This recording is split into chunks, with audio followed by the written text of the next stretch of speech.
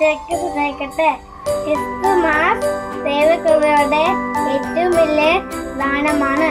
നമ്മുടെ കുറവുകളിലും ബലഹീനതകളിലും അവന്റെ കൃപയാണ് നമ്മെ താങ്ങുന്നത്.